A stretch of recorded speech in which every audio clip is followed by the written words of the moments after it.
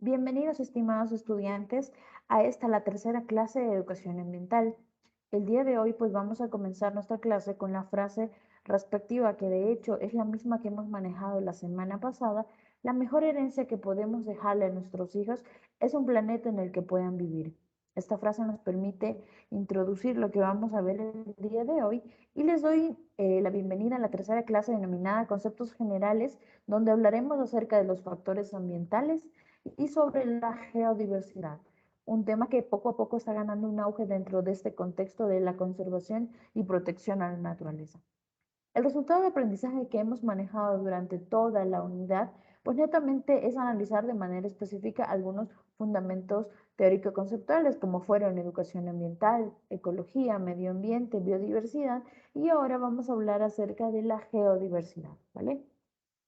Para eso voy a introducir la temática con un videito que lo vamos a observar a continuación.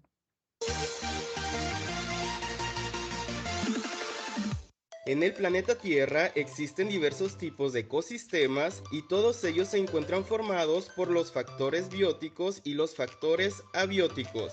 Los factores bióticos son todos los seres vivos que se encuentran en los ecosistemas, es decir, es todo aquello que tiene vida, por ejemplo, los distintos tipos de animales, plantas, bacterias, hongos, etc., mientras que los factores abióticos es todo aquello que no tiene vida en los ecosistemas, por ejemplo, el agua, la luz, el aire, el suelo, la temperatura, entre otros. Los factores bióticos también son llamados componentes vivos y los factores abióticos también se les llama componentes no vivos. Interesante, ¿no? A cierta ciencia. Es interesante porque son dos términos que nosotros ya los hemos manejado, ¿no es cierto? Hemos analizado lo que son factores bióticos y abióticos en diferentes etapas de nuestra vida estudiantil, pero actualmente pues los vamos a empezar a relacionar un poquito más con temas de geodiversidad. ¿Y a qué se le corresponde o qué denominamos un factor ambiental en este caso? A un elemento ambiental, agente o acción natural o antrópica que tiene la potencialidad de contaminar o de deteriorar componentes o elementos ambientales en forma individual o al medio ambiente en conjunto. ¿Qué significa esto? ¿Cuáles son denominados los factores ambientales? Son justamente aquellos factores que más allá de poder hacer un bien o dar un aspecto positivo, ayudar de alguna o de otra forma al planeta, a la mejora continua, pues tienen la potencialidad de contaminar en este caso, ¿no? ¿Quiénes son o cómo podemos indicar qué son los factores ambientales? Pues justamente es cualquier agente. Por ejemplo, en este caso, pues el el agua viene a ser un agente contaminante siempre y cuando, ¿por qué? Porque es uno de los elementos o factores abióticos que nosotros prácticamente estamos contaminando y de manera indirecta y por ende la contaminación del agua pues está afectando de alguna de otra forma al medio ambiente de forma individual y asimismo pues la contaminación de todos los ríos, mares y todo lo que sea recurso hídrico pues está contaminando en conjunto al medio ambiente. Pero, ¿quiénes son estos factores, por así decirlo, que manejamos o que permiten manejar todo el funcionamiento del ecosistema? Pues son nosotros, ¿no? Los factores bióticos denominados como interacciones poblacionales. Todo tipo de interacción que exista entre los seres vivos son denominados abióticos, por ejemplo, el mutualismo, el comensalismo, el parasitismo, que son relaciones entre seres vivos, pero también por el otro lado tenemos los abióticos, que como mencionábamos, son aquellos seres inertes que nosotros no podemos controlar porque son parte de la naturaleza. Como mencionaba, todo término que posea anteponga la palabra en la letra A en su significado, pues significa sin. Entonces, si biótico significa vida, abiótico significa sin vida. Dentro de lo sin vida, pues tenemos a lo que son los componentes físicos como la temperatura, la actividad del agua, la presión osmótica, la barométrica, en la parte química el pH, el potencial redox, en la parte nutricional las fuentes de energía, los electrones, todo se dan cuenta que es todo lo que nosotros de cierta forma no podemos manejar, no tenemos acceso. Pero si nosotros nos referimos de una o de otra forma a los factores bióticos como tal, pues vamos a mencionar lo que dice aquí, ¿no? Que abarcan todos aquellos organismos vivos. Esa es la definición concreta. Abarcamos todos los organismos vivos. Dice que este factor también tiene relación con la interrelación que se lleva a cabo entre los seres vivos. Como mencionábamos anteriormente, viene a ser el mutualismo, el parasitismo, el comensalismo, diferentes tipos de relaciones que se generan con en la interacción de los diferentes seres vivos, ¿no? De acuerdo con la forma en la que absorben los alimentos, los factores bióticos se van a dividir en tres tipos que ya los hemos conocido: los productores, los consumidores y los descomponedores, que vienen a ser todos los tres tipos de factores bióticos. Vamos a ir por cada uno de ellos. Tenemos que los productores, que ya lo hemos escuchado en diferentes lugares, pues son seres vivos bióticos productores los que se caracterizan por ser capaces de producir su materia orgánica, fundamentándose en la materia inorgánica que se halla en el medio ambiente. ¿Quiénes son un claro ejemplo de productores? Pues como ya lo vimos en la imagen, son las plantas. Las plantas son capaces, dentro de todo su proceso de fotosíntesis, son capaces de generar su propio alimento a partir de la materia inorgánica que ellos tienen. Transforman esa materia inorgánica a orgánica y lo que hacen es alimentarse, por ende siguen todo su proceso de crecimiento, florecimiento, todo el proceso tal cual que siguen las plantas, porque son productoras. Nosotros en algún momento pues no tenemos que alimentar una planta, simplemente es un proceso que ya está definido, ¿no? Ahora, ¿quiénes son los consumidores? A distinción de los organismos productores, los consumidores son los que necesariamente o están obligados a depender de otros seres vivos para poder condensar así sus propios nutrientes. Son denominados organismos heterótrofos. ¿Y quiénes son en este caso? Pues un ejemplo clarísimo de consumidores, regresamos a la diapositiva, pues son los animales y también los seres humanos. ¿Por qué? Porque nosotros para nuestra alimentación, para toda nuestra subsistencia, pues necesitamos de otros para poder estar bien, ¿no? Necesitamos de una alimentación basada en dieta animal, en dieta vegetal, pero necesitamos de otros, como dicen aquí, y los animales pues también, ¿no? Hay toda una cadena alimenticia que a la final pues uno depende de otro, ¿no? Todos somos bastante indispensables en este momento, en ese punto de la cadena, por lo tanto pues somos denominados como los organismos heterótrofos.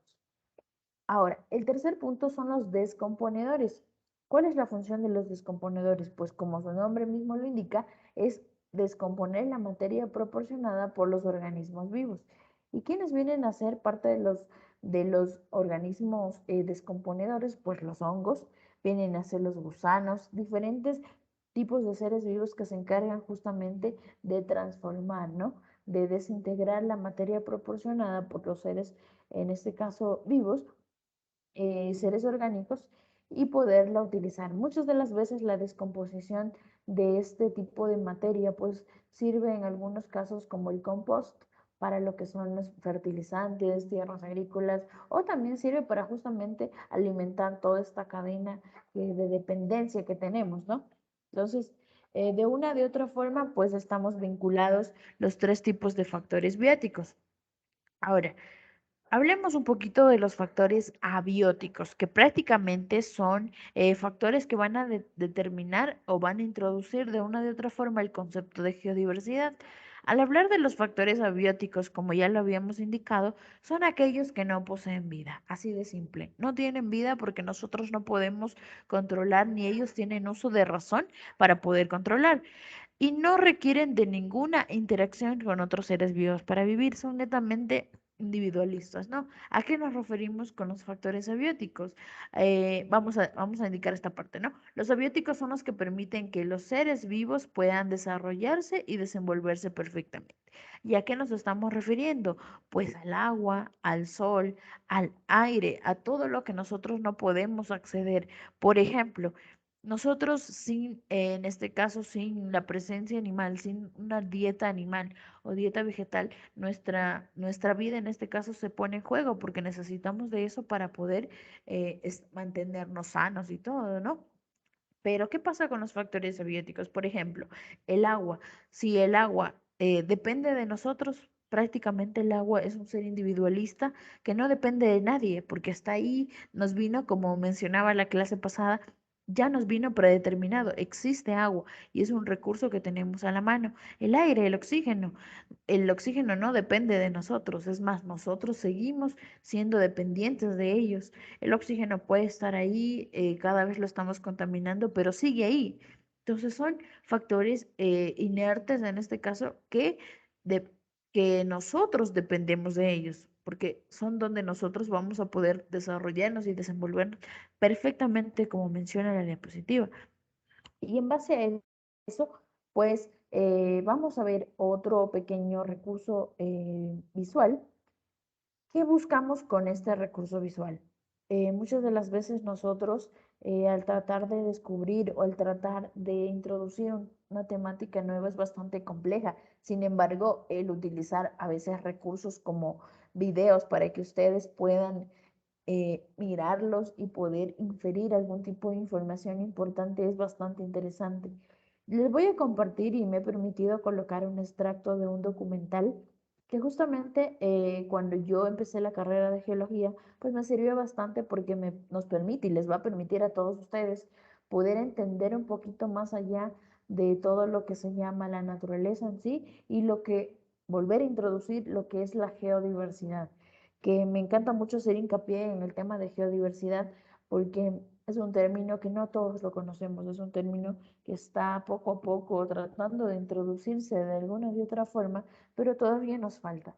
Todavía falta algunas acciones que hacer y algunas conciencias, por así decirlo, que tomar, algunas acciones que tomar para poder entenderla de mejor manera. Entonces voy a colocarles el video está en inglés, vaya, no tiene subtítulos, pero netamente cuando ustedes vean pues la clase van a poder tratar de inferir un poquito de lo que trató de decir el video. Al finalizar pues yo les voy a comentar claramente de qué trata el video, qué buscamos o qué busqué yo al colocar este video. Mil disculpas por los sonidos que se puedan escuchar. Claramente, pues en el instituto estamos, no estamos exentos a tener algún tipo de bulla, ¿no? Pero vamos a manejarlo de alguna o de otra forma. Vamos a ver el video, ¿vale? Vamos a ver el video y vamos al finalizar del mismo introducir o yo les voy a inferir de alguna de otra forma qué trató de decir para que ustedes, a ver si cuando ustedes ven esta clase, pues puedan decir, ok, sí, es lo que yo entendí también, ¿vale? Vamos a empezar. Dear Grandma, this morning I received your letter. I do not have all the answers yet, but I think I know where to start looking. Yours truly, Frankie. Do you ever stop to wonder where the rocks you stand on come from?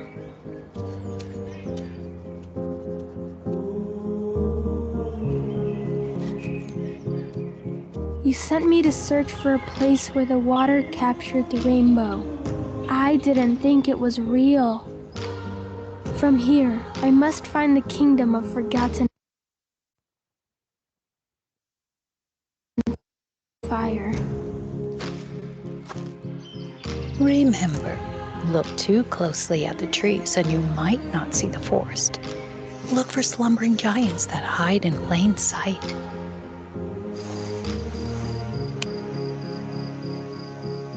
Two worlds colliding, seeing backwards through layers of time.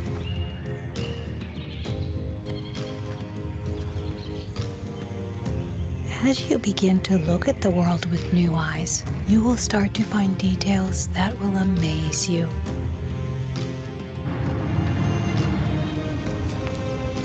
You told me about a place where all roads must end, a place where I couldn't go any further.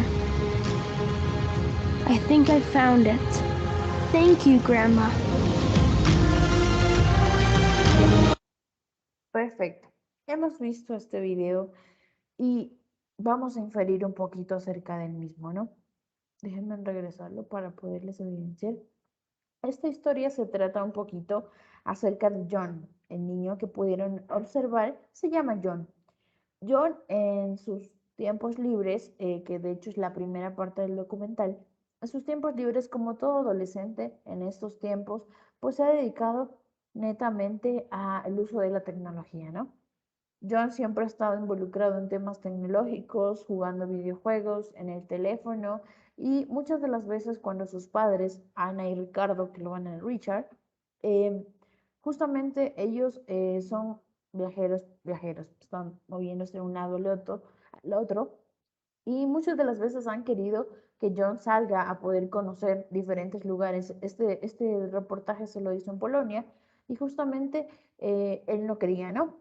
Él no quería. Llega un día en el que John recibe una carta, como pudieron ver ahí, de su abuela, donde le decía que por qué no intenta conocer lo que tiene a su alrededor.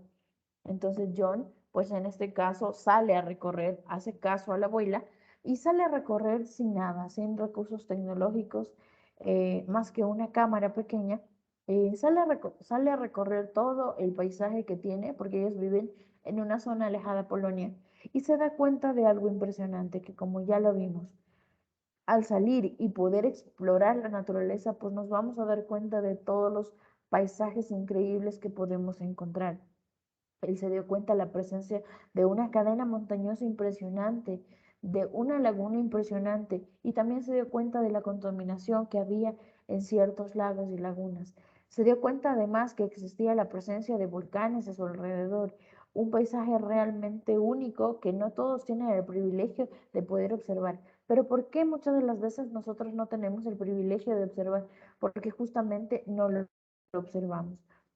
Hablando y centralizando un poquito más el video, nosotros en el Distrito Metropolitano de Quito tenemos paisajes impresionantes.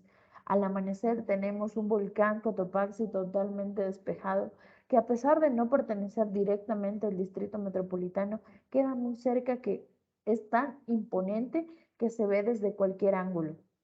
Tenemos una cadena montañosa impresionante denominada Cadena de los Andes, que también es bastante indispensable para la subsistencia de muchas especies que ya lo vamos a analizar.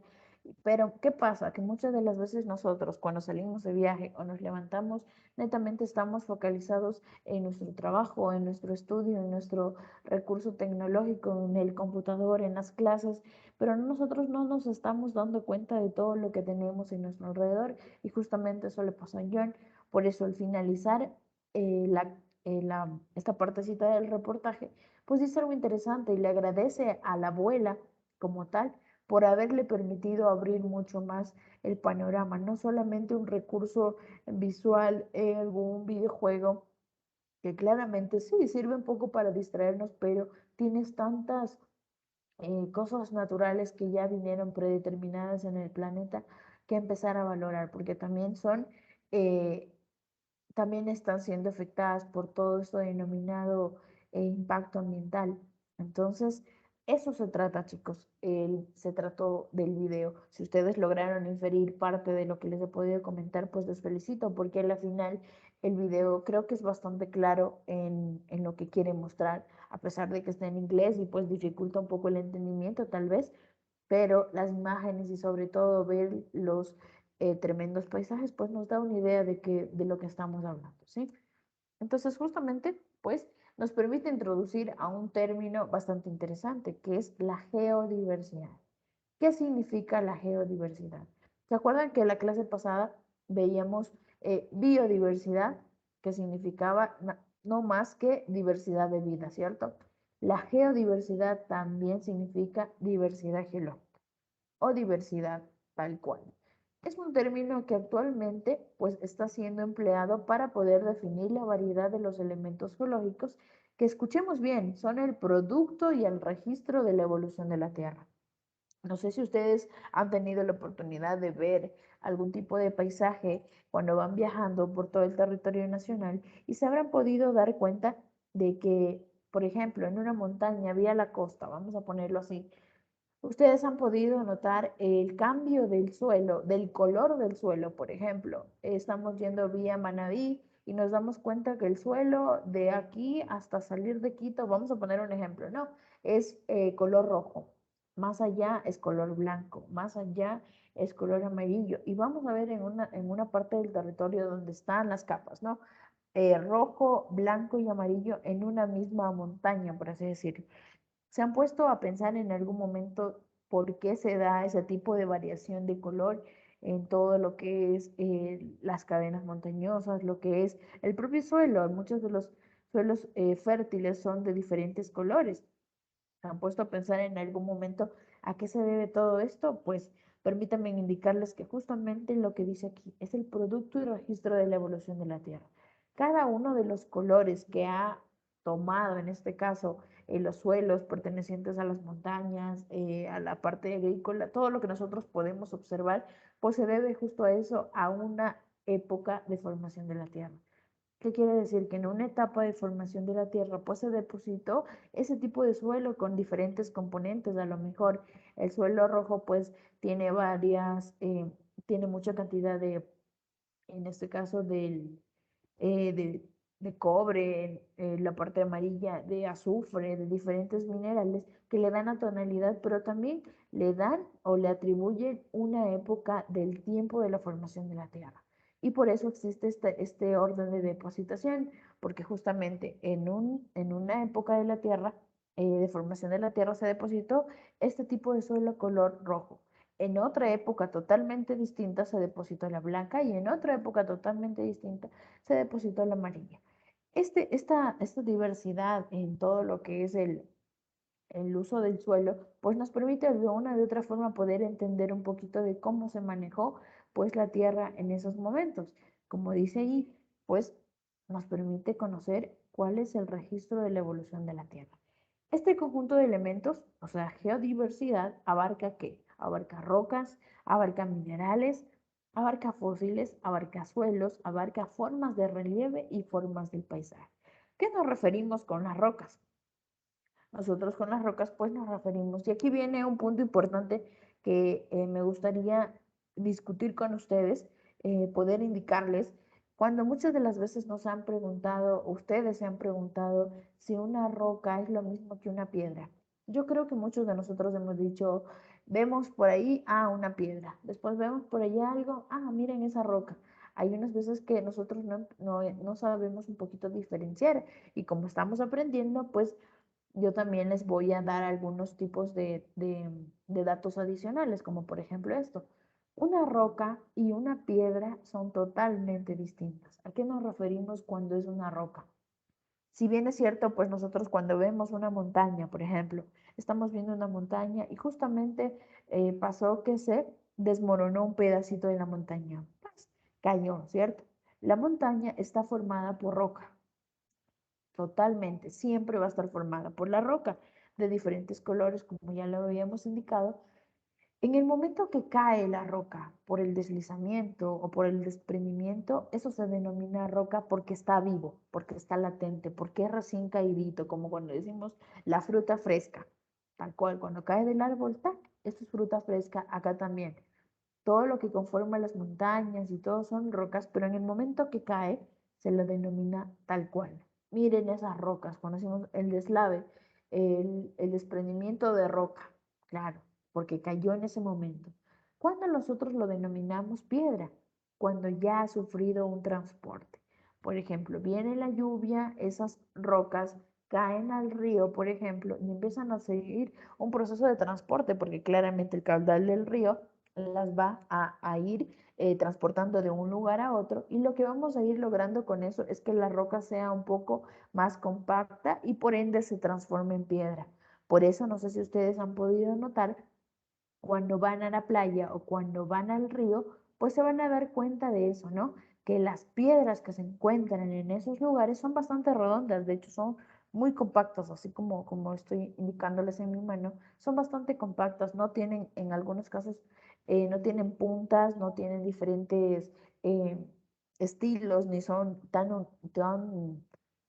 arrugadas, por así decirlo, sino son bastante compactas. ¿Y qué pasa también? Otra forma de diferenciar rocas con piedras es que en las rocas nosotros vamos a encontrar minerales como el cuarzo, la pirita, la calcopirita, diferentes minerales que son visibles, que ya los vamos a verificar. Déjenme pasar a la siguiente diapositiva. Vamos a conocer algunos minerales como los que pueden ver ahí. Ese es un mineral de cuarzo, netamente, que lo podemos encontrar en la superficie. De hecho, si ustedes en algún momento, en alguna curiosidad, se ponen a excavar un poquito algún diferentes sectores, más que todos los cercanos a los ríos, pues van a darse cuenta que van a poder encontrar este tipo de minerales, porque son justamente dentro de todo el proceso geológico que se da para la formación de la Tierra, pues son justamente los últimos en formarse, es decir, los que más se afloran en la superficie. Por eso la utilización de este recurso para diferentes, por ejemplo, para los mesones, para diferentes construcciones, pues es muy utilizado porque lo tenemos bastante en la mano. Volviendo a la roca y la piedra, pues justamente es lo que les menciono, ¿no? Una roca, como ya les dije, es la materia viva, o sea, cuando cae netamente la roca de la montaña, y la piedra es cuando ya ha sufrido un transporte. Entonces, miren qué interesante, porque a la final nosotros ya tenemos un dato adicional que podemos comentarlo incluso con diferentes personas en el momento que lleguemos a un río. Mira, esto es una piedra, no es una roca, y explicarles un poquito el por qué. También de eso se trata la materia. Y como geóloga, pues me gusta también darles algunos datos adicionales que sé que son bastante interesantes, ¿verdad? Entonces, lo mismo dentro del concepto de la geodiversidad, pues tenemos lo que son los fósiles, que son registros prácticamente dejados por organismos vivos existentes en la época pasada que se han evidenciado justamente en las rocas. ¿Qué pasa? Como pueden observar ahí, pues es una especie que tiene un nombre en específico que de alguna u otra forma se depositó en esa roca en algún momento de la formación de la Tierra, y pues claramente por todos los factores que había en aumento de temperatura, la alineación de los continentes, diferentes factores, pues dejó su huella prácticamente en la roca. Esas huellas que poco a poco se van encontrando, que no son tan fáciles de encontrar, pues se los denomina fósiles, ¿vale? Ahora, dentro del concepto de la geodiversidad también tenemos al relieve. ¿A qué nos referimos al relieve? A la forma que tiene todo, a la forma. Se llama, en geología lo denominamos como la geomorfología, porque es la forma de la geología, ¿vale? Entonces, ¿a qué nos referimos con eso? Nosotros, como yo les indicaba, estamos en un distrito metropolitano. El distrito metropolitano se encuentra en un valle, que es una forma geológica, que es la forma del terreno, es una forma como tal. Por ejemplo, el Valle de los Chillos. ¿Por qué le decimos Valle de los Chillos? Porque justamente es un valle, es una es una forma en U, a veces en B, que justamente determina el estilo del terreno, ¿no?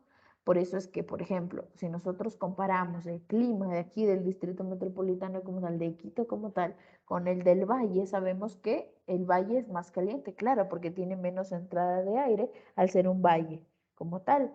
Entonces, si se dan cuenta, empezar a entender un poquito del relieve, de la forma del relieve, de que esto es un volcán, por ejemplo, en la imagen. Es un volcán por la forma que tiene, hay diferentes tipos de volcanes, en este caso es un estromboliano porque no tiene una punta como tal, pero tiene una cúspide bastante redondeada, por así decirlo. Hay diferentes tipos de volcanes eh, que justamente donde se determina el tipo de volcán es en la forma. Hay que empezar a entender que, por ejemplo, al lado de un volcán comúnmente van a haber lagos, lagunas, porque son las que alimentan al volcán como de alguna de otra forma. Cerca de las montañas o de las cadenas montañosas vamos a encontrar siempre quebradas, y eso ya lo sabemos. En Quito tenemos millones de quebradas que justamente si nosotros empezamos, y voy a mantener el tema de entender un poco, porque muchas de las veces tenemos allí la geodiversidad presente, pero no la estamos entendiendo.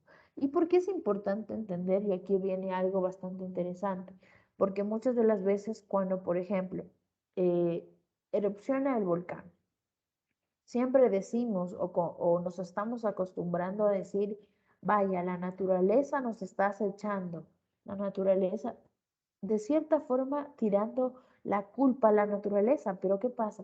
Si nosotros no entendemos en dónde estamos, qué es lo que tenemos a nuestro alrededor, pues no vamos a saber cómo actuar en algunos peligros, en algunos fenómenos. Sabemos que si nosotros vivimos cerca de un volcán, el volcán en algún momento, por la actividad que tiene el mismo, que prácticamente no la puede controlar, vamos a tener algún tipo de riesgo, claramente. Entonces, si nosotros entendemos dónde estamos localizados, vamos a entender cómo poder reaccionar o actuar ante esta situación.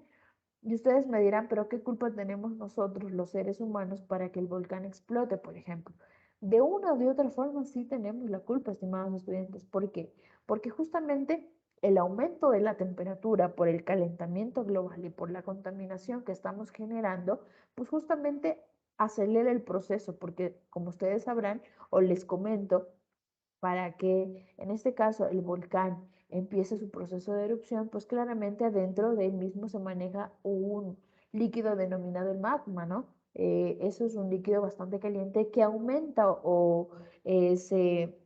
sí, prácticamente aumenta acorde a la temperatura. Dentro de la superficie del volcán, pues tenemos una temperatura, pero esta va a ir aumentando con consideración a la temperatura ambiental también. Entonces, imagínense que la temperatura ambiental está bastante elevada, por ende empiezas a elevar todo lo que corresponde y en este caso, pues el volcán también se está viendo afectado de todo lo denominamos, diferentes factores como la presión, diferentes factores de alguna de otra forma que están afectando a este tipo de elementos geológicos y justamente pues actualmente estamos en un proceso de erupción que ahorita creo que ha pasmado un poco, pero el proceso de erupción puede durar años incluso. Uno de los ejemplos más claros pues es el volcán Tungurahua, que justamente duró alrededor de 3 años y medio el proceso de erupción y es más, todavía no ha erupcionado. Entonces, a eso vamos con entender la geodiversidad. Vamos de paseo, analizamos todo el paisaje, sabemos que es una cadena montañosa que nos rodea. Si nosotros empezamos a entender cómo estamos, dónde estamos, los que vivimos en la playa, es bastante interesante porque si nosotros vamos a la playa, no todas las personas, pero sí muchas entendemos en dónde estamos viviendo y los peligros que podemos llegar a vivir y por ende muchos o se están implementando cada vez más muchos de las medidas de prevención o de cómo actuar ante un fenómeno natural que como dice la palabra es natural, ¿vale? Entonces, eso es lo que entendemos como geodiversidad, a todo ese conjunto de elementos geológicos o diversidad geológica que le decimos. Otras claves que nos permiten entender a la geodiversidad, pues netamente es que la geodiversidad es un libro abierto. ¿Por qué? Porque es un territorio donde se refleja todos los acontecimientos o procesos geológicos que han tenido lugar a lo largo de la Tierra y que son identificables en las rocas. Como ya les decía, diferentes colores pues van a de alguna u otra forma darnos un pie de pensar que fueran en diferentes tiempos. Porque si fueran en el mismo tiempo, pues de alguna u otra forma hubieran sido del mismo color. Se dan cuenta que no es tampoco tan complejo poder entender esa parte, pero sí es un libro abierto porque mediante, por ejemplo, la, haber encontrado lo que son fósiles en algunos lados, pues nos ha permitido a todos los científicos, ha permitido a diferentes personas que se encargan de analizar esto, pues determinar cómo ha sido el proceso de formación de la Tierra. Y es por eso que nosotros ahora conocemos un poco de cómo a lo mejor pudo haber sido formado por el choque de continentes, por diferentes, hay muchas teorías que nosotros ya lo sabemos, ¿no? Otra clave que nos permite entender es que condiciona la biodiversidad. ¿A qué nos referimos? Es la parte indivisible de los ecosistemas actuales y de los procesos que en ellos se producen. Si nosotros tenemos una variedad de animales que abarcan la biodiversidad, les comento que más allá de tener una biodiversidad, se debe, o bueno, tener la variedad de biodiversidad se debe a entender a la geodiversidad. ¿Por qué? Porque justamente la geodiversidad, como ya decíamos, son las montañas, son todos los ríos, es donde se van a asentar y se va a desarrollar la biodiversidad. Por eso dice que condiciona la biodiversidad. Sin geodiversidad prácticamente no existiría una biodiversidad, porque imagínense, los pájaros. Los pájaros necesitan de los árboles, de diferentes elementos, por ejemplo, se sitúan en las montañas, los mamíferos, todas las especies de animales se sitúan en las montañas muchas de las veces. Ahora, si no existieran las montañas, donde prácticamente se desarrollaría la vida y donde, por ejemplo, si no hubieran, en este caso, valles donde nosotros podamos habitar, donde se desarrollaría la vida de las personas. Entonces se dan cuenta que es bastante importante analizar la geodiversidad para poder entender los demás factores y saber que la geodiversidad condiciona la biodiversidad. Sin geo no existe bio. Entonces, sin geología no existe vida. Prácticamente es una relación bastante directa. Es una fuente de recursos naturales porque como mencionábamos, pues la geodiversidad, al hablar de la geodiversidad abarcamos lo que son los minerales y muchas de las veces pues utilizamos estos minerales para garantizar o ser considerado como una fuente principal de materia prima y que asegura de una de otra manera la base del desarrollo y el progreso de la humanidad, porque justamente, ¿qué hacemos con este recurso? Con el recurso mineral, pues prácticamente muchas de las poblaciones del Ecuador pues se mantienen, ¿no? Por ejemplo, uno de los ejemplos claros vendría a ser Zaruma. Zaruma es una población minera completamente, toda su economía depende del recurso mineral. Claramente que hay muchas excepciones, ¿no? Por ejemplo, que hacen, en este caso, que no desarrollan la minería de una forma bastante correcta, hay mucha contaminación, sí, pero también el entender que tenemos debajo del suelo, en este caso en la parte subterránea, pues es también entender la geodiversidad. Ya sabemos que el estar bajo de una mina pues trae sus riesgos. Algún momento sabemos que el recurso se puede agotar. Entonces, eso es entender un poquito de la geodiversidad. Vinculación con la cultura y el arte. Nosotros, de alguna de otra forma, nuestros abuelos, nuestros tatarabuelos, pues ellos son los que de alguna o de otra forma pudieron entender un poco más la geodiversidad que nosotros en ciertos momentos, porque se han podido dar cuenta, por ejemplo, vámonos de lo que he podido conocer aquí en el distrito, vámonos a Pomasque. En Pomasque actualmente todavía existen eh, casas, por así decirlo, hechas de piedra, totalmente de piedra. Y es allí donde nosotros nos podemos dar cuenta de esto, la vinculación con la cultura y el arte. En épocas antiguas, pues se utilizaba la roca como tal y la piedra también para lo que es el diseño arquitectónico.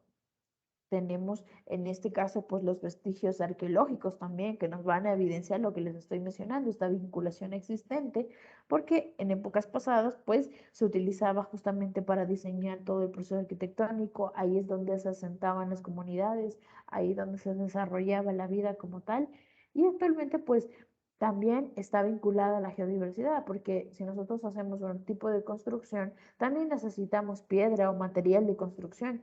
¿Y de dónde sale este material de construcción? Muchas de las veces eh, sale de las canteras, de la explotación de la roca como tal. Y también, pues, ustedes han escuchado que cuando construimos una casa necesitamos la arena del mar, entonces también necesitamos la piedra de ni sé dónde, necesitamos roca de ni sé cuánto, o sea, diferentes, si se dan cuenta, diferentes recursos geológicos, por así decirlo, para la construcción de diferentes casas, edificios, escuelas. También estamos vinculando a la geodiversidad y si la empezamos a entender, que es caer en cuenta de cómo nosotros la podemos aprovechar de mejor manera y cuidar, pues estamos haciendo un gran trabajo, ¿no? Es un recurso científico y divulgativo, sí. Como les comentaba, pues, bueno, no sé si les había comentado, pero yo estoy haciendo un estudio justamente en el volcán Cotopaxi. ¿Ya?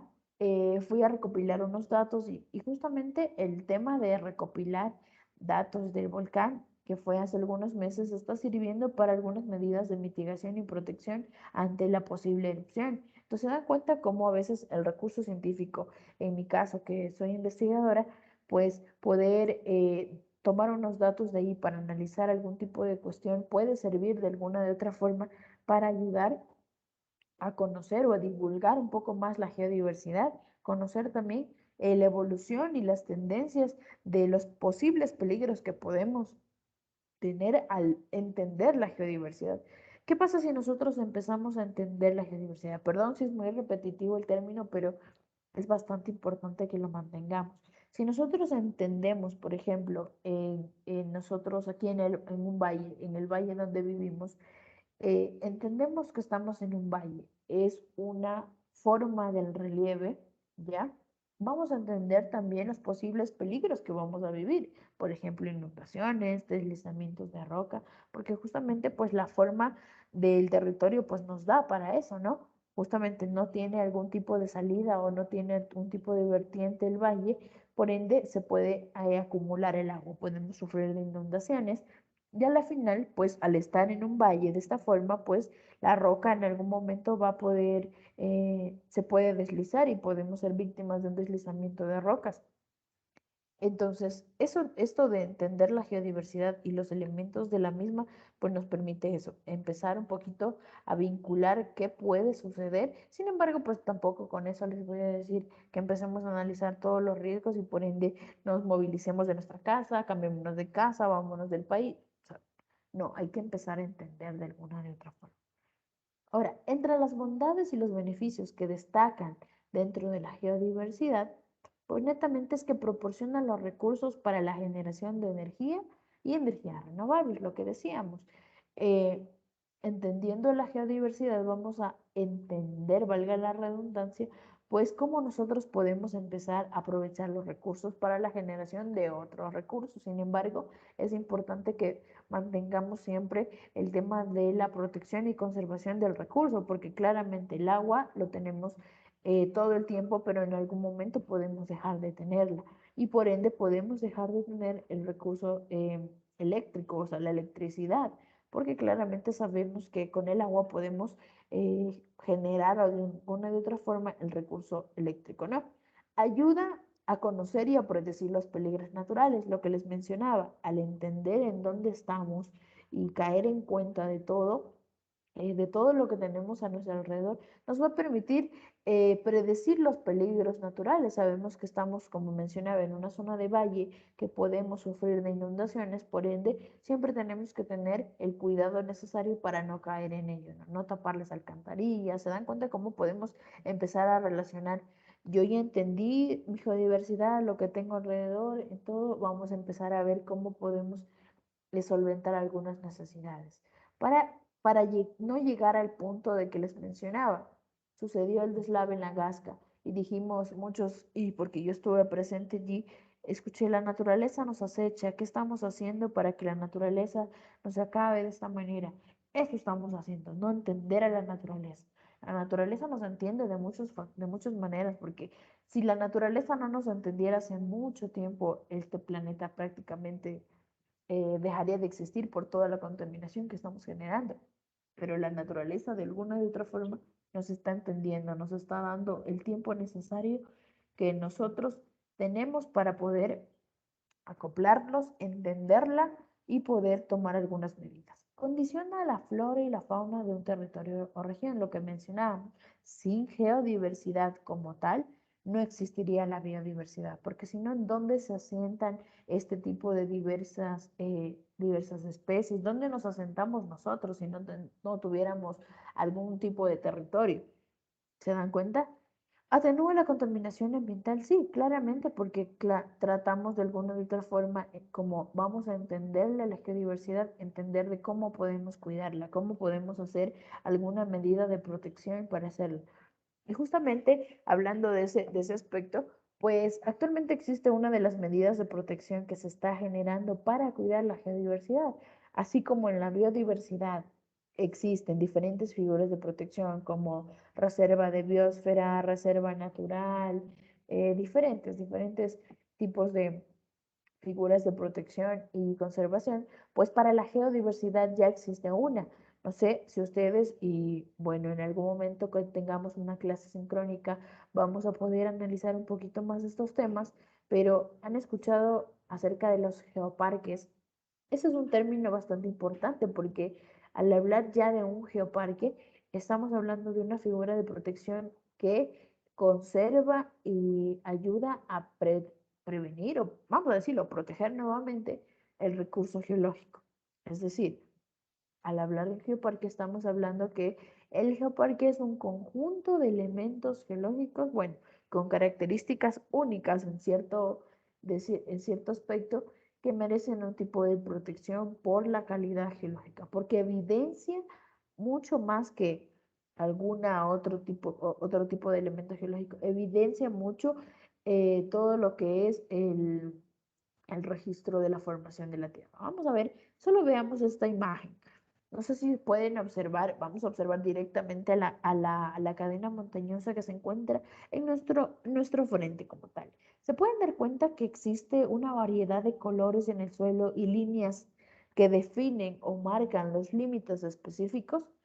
Espero que se puedan dar cuenta de eso y se van a dar cuenta también que en la mitad de la roca de toda esa formación pues se encuentra una línea blanca totalmente bien definida, líneas de color rojo, líneas de color amarillo, se pueden dar cuenta, ese es un ejemplo que, como el que les mencionaba. En el momento que nosotros vemos eso de manera impresionante, pues vamos a darnos cuenta que allí se podría de alguna u otra forma determinar cómo fue el proceso de formación de esa parte del territorio, porque justamente vino algún tipo de formación, alguna capa de sedimento, en este caso se depositó y esa es la parte roja de la base, por ejemplo. Vino otra color amarillo en otra época de la formación de la Tierra, se depositó encima y empezaron a armar capas, capas una sobre la otra. Luego nos topamos con una capa blanca, que si se dan cuenta es una capa bastante ancha a diferencia de las demás, y eso también significa bastante que pudo haber, en este caso, puede registrar presencia de fósiles, presencia de algo bastante interesante que nos permita determinar qué fue lo que pasó en ese tiempo. Y lo mismo, empezó a escalar hasta formarse una geoforma, en este caso, pues la forma del relieve, ¿no? Eso es una montaña bastante irregular, por cierto, pero nos permite, si se dan cuenta, verificar. Si empezamos a entender ese tipo de cosas, analizar que, por ejemplo, la roca que está de este lado izquierdo de la fotografía y a lo mejor la roca que está del lado derecho, pues si se dan cuenta un poquito, es bastante la diferencia que existe. La de allá parece un poco más compacta, la de acá parece un poco más como puntiaguda, como a lo mejor más débil. Eso empezar a entender. Y estamos hablando en esa fotografía específicamente de un valle. Si se dan cuenta, tiene una forma.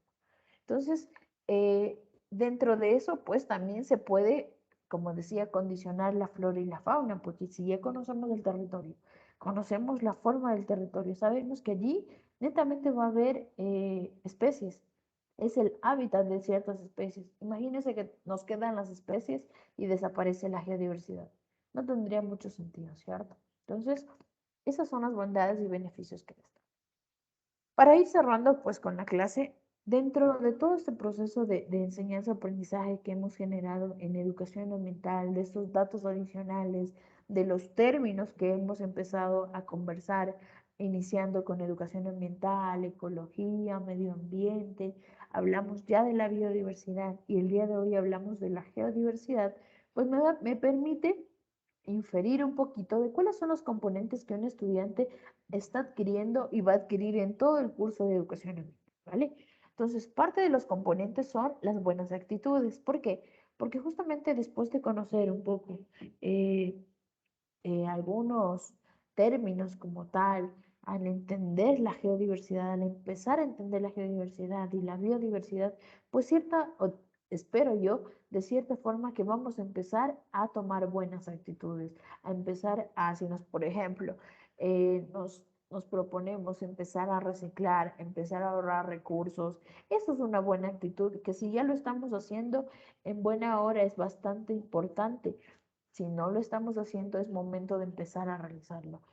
Muchos de los estudiantes de manera me han indicado que, claro, nosotros podemos comenzar a ser diferentes, pero si los demás no empiezan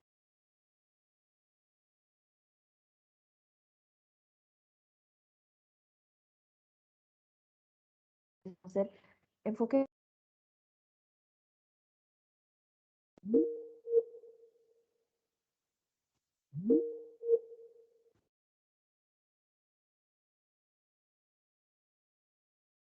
Si nosotros nos ponemos a ver, las personas que estamos haciendo algo por cuidar al planeta somos muchas más de las que no están haciendo nada. Dentro de las personas que a lo mejor no están haciendo nada por el planeta, vendrán mucho de las industrias, las empresas mineras, pero nosotros somos más. La población siempre va a ser más que algunas industrias, que algunas poblaciones. Siempre vamos a ser más los que queremos hacer o buscar el bien del planeta, porque no lo estamos haciendo en vano, lo estamos haciendo para nosotros mismos, para nuestra sobrevivencia en este planeta y para también la sobrevivencia de nuestras futuras generaciones, ¿no es cierto? Entonces, otro de los componentes son habilidades. Nosotros con educación ambiental vamos a tratar de ser un poco más habilidosos. ¿Por qué? Porque vamos a empezar a entender muchas cosas más. Empezamos a entender dónde estamos viviendo, vamos a aprender a cómo actuar ante estos fenómenos naturales que nos van a acechar toda la vida, pero vamos a empezar a desarrollar algunas habilidades que no todos tienen la oportunidad de empezar a desarrollar. Vamos a tener conocimiento o van a tener un conocimiento y entendimiento. ¿Se dan cuenta por qué repito mucho la palabra entendimiento? Porque quiero que se entienda. Quiero que empecemos a entender, a relacionar, a conocer muchos términos que no hemos conocido. Vamos a analizar impactos, riesgos. Vamos a analizar éticas ambientales que se pueden de alguna de otra forma aplicar o implementar en diferentes aspectos de sus carreras. Vamos a generar, o parte del componente de un estudiante de educación ambiental es la participación, porque si nosotros ya empezábamos a hacer algunos actos de ayudar al medio ambiente, podemos seguirlos mejorando, podemos inculcar la participación de nuestras familias, de nuestros amigos, para hacer algo tan básico como, por ejemplo, recopilar la basura de algún lugar. O sea, es algo tan básico que espero yo que empecemos a realizar de forma individual y también de colectiva, ¿no? Otro de los componentes, perdón, es la conciencia y la sensibilidad. Tenemos que empezar a sensibilizarnos por lo que está pasando. Muchas de las veces nosotros decimos, a mí no me afecta, entonces no hago nada. Nos está afectando, estudiantes, porque es el planeta en el que estamos viviendo y en el que viven nuestros padres, nuestros abuelos, nuestros hijos, nuestros nietos. Van a vivir todos. Es un solo planeta el que tenemos. Y somos muchas generaciones que estamos batallando con esto.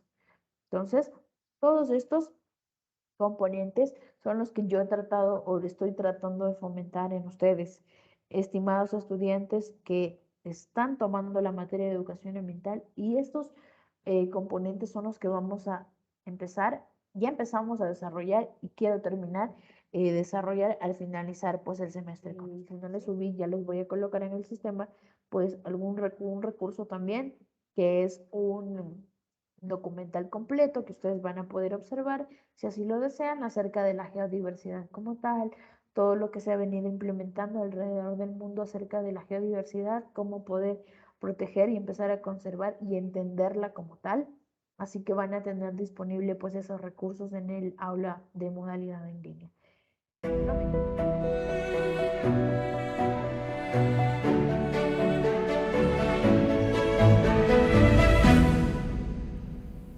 Desde 1972, UNESCO contribuye a la consolidación de la paz y el desarrollo sostenible entre los Estados miembros, gracias a su compromiso con las ciencias de la Tierra.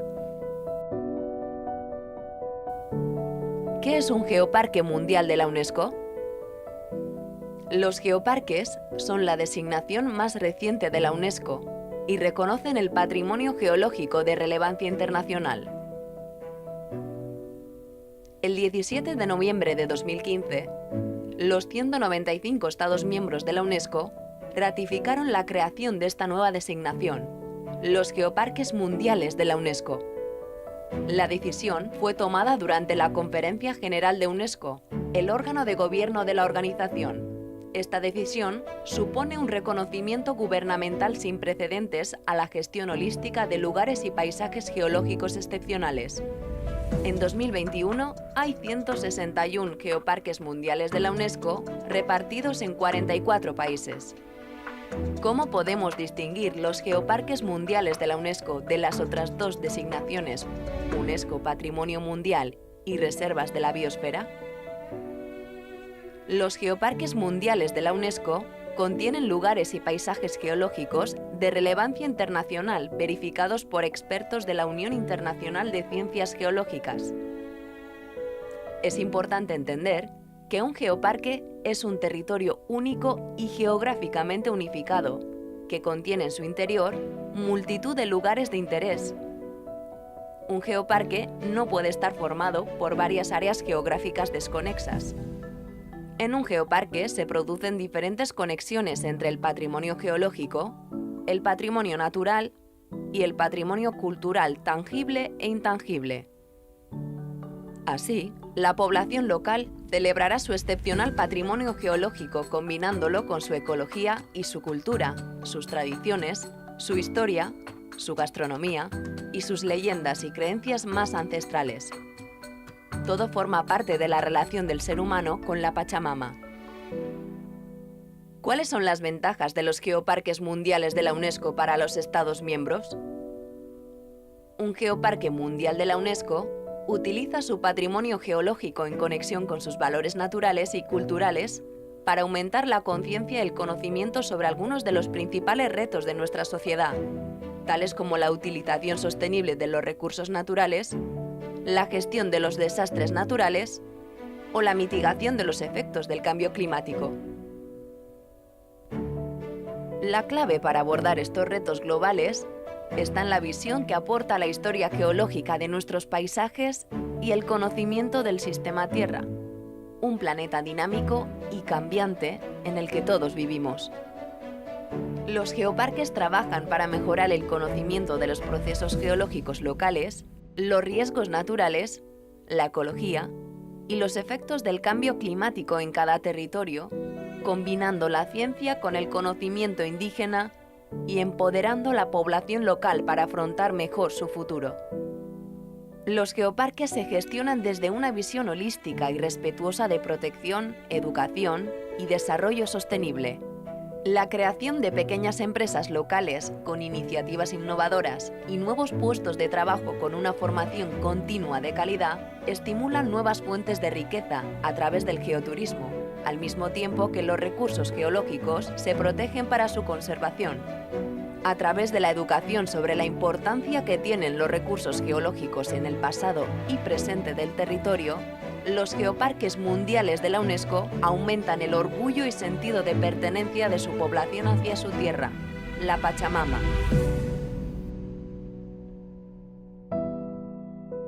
Si te gustaría formar parte de nuestra familia de geoparques mundiales de la UNESCO, contacta con nosotros.